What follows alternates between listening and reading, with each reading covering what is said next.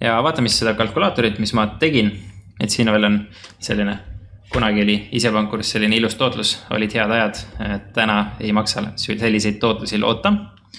Aga ma ei ole viitsinud seda slaidi muuta, sest see on ilus pilt. Kunagi olid head ajad. Teen selle Exceli kalkulaatori lahti nüüd. Ja kalkulaatoriga on tegelikult üsna lihtne asi. Ma olen sellise natuke keerulisem asi teinud. Tegelikult ei ole neid asju siia vaja. Et kui sa tead, kuidas sa arvutada tahad, siis piisab ühest reast lihtsalt ja ühest Xiri valemist. Hästi lihtne. Et kui sa seda planki näiteks hakkad kasutama, siis esimese asjana paned siia oma kuupäeva, eks. Täna on 23.01. Ei oska vasaku käe kirjutada. Ja siis vaatad sealt portaalist oma need summad, kui palju sul mingeid laene on.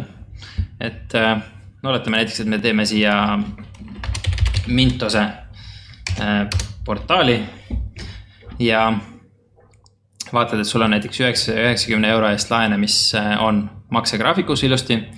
50 eurot on viivises ja 50 eurot on üle 60 päeva viivises ja siis mingi hunnik vaba raha on ka kontol.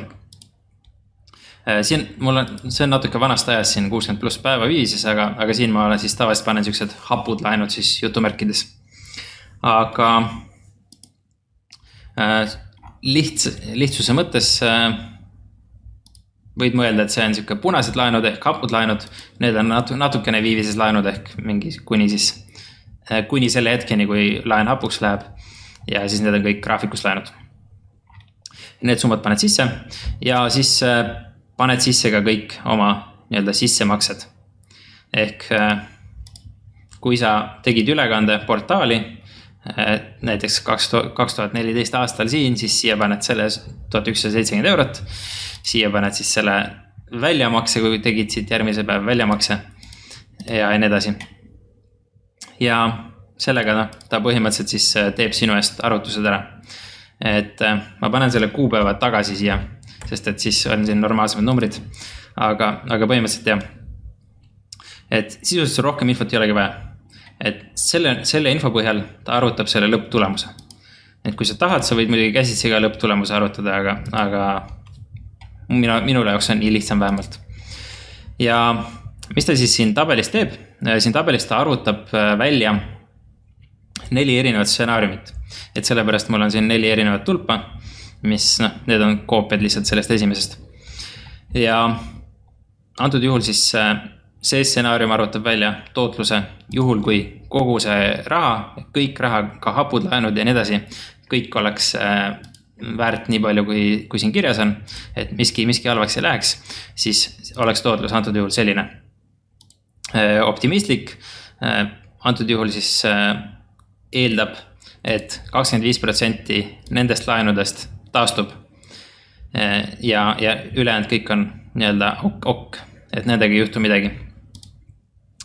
Keskmine tootlus siis arvestab seda, et jääb see summa alles siit, ehk viivises lähevad kõik hapuks ja pessimistlik siis kannab kõik need maha siit. Et võtab ainult selle tagasimaksmisel ja siin olnud raha arvesse. Et selline erinevad stsenaariumid.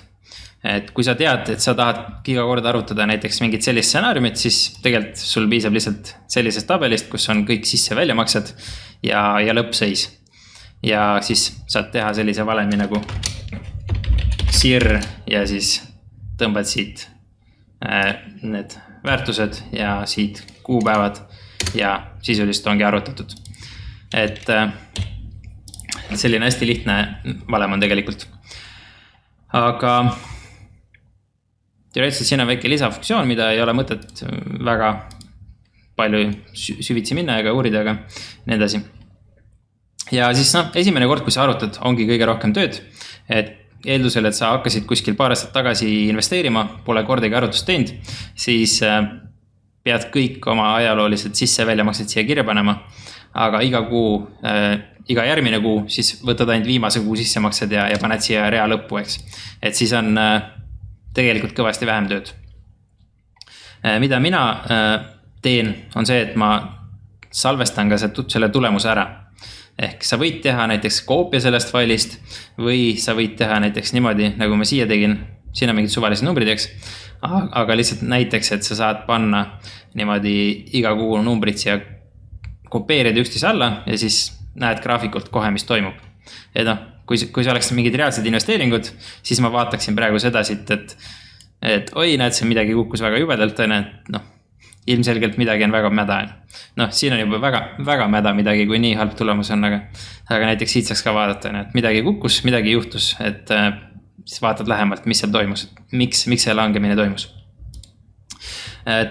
Teine asi, mida veel võiks mõelda, on see, et kui sul on näiteks mitu platvormi või mitu kontot ühel platvormil, oletame, et sul on näiteks Mintoses eraisiku konto ja ettevõtte konto, siis mina isiklikult teen reeglina nii, et ma panen lihtsalt niimoodi kirja, et on Taavi konto ja on OÜ konto ja siia ma teen samamoodi siis numbrid panen vastavas järjekorras. Et kui on Taavi ja OÜ, siis ma teengi, et kõigepealt panen siia ette Taavi numbrid ja siis panen siia taha mingid OÜ numbrid. Et siis ma tean kohe, et ma uuendasin Taavi numbrid ära ja siis, et ma uuendasin nüüd OÜ numbrid ära. Et see natuke aitab. Ja siis üks erand on see, et kui sa investeerid näiteks eraisikuna ühe strateegiaga ja OÜ alt teise strateegiaga, siis ma paneks nad eraldi siia erinevatele lehtedele, arvutaks tootlused eraldi välja.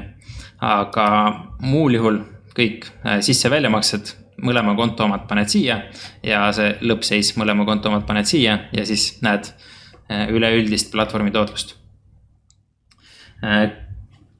Küsiti LibreOffice'i kohta, jah. Ma kunagi kasutasin LibreOffice'it ka, et see peaks töötama täpselt samamoodi. No okei, ma ei tea, kas ta päris täpselt samamoodi töötab, aga ma minu arust arvutasin Xirri seal ka, et peaks olema küll. Kas siis võib-olla on kuupäeva ja selle väärtuse järjekord vahetuses või mida iganes.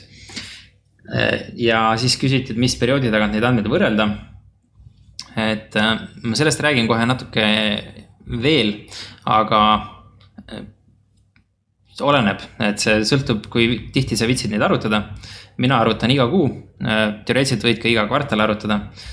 Iga kuu on lihtsalt natuke detailsem, natuke kiiremini saad reageerida ja võib-olla selgemini tulevad mustrid välja. Mingit kohustuslikku sellist reeglit ei ole. Kui sa ei vitsi, sa võid kord aastas ka arvutada, lihtsalt siis ta ei ole enam nii väärtuslik. Sa võid aasta ajaga oma portfelli õhku lasta ja siis ei ole suurt midagi peale hakata enam. Nii, ma võin kiirelt rääkida natuke sellest lisafunktsionaalsusest siin, et teoreetiliselt, mida ta teeb, on see, et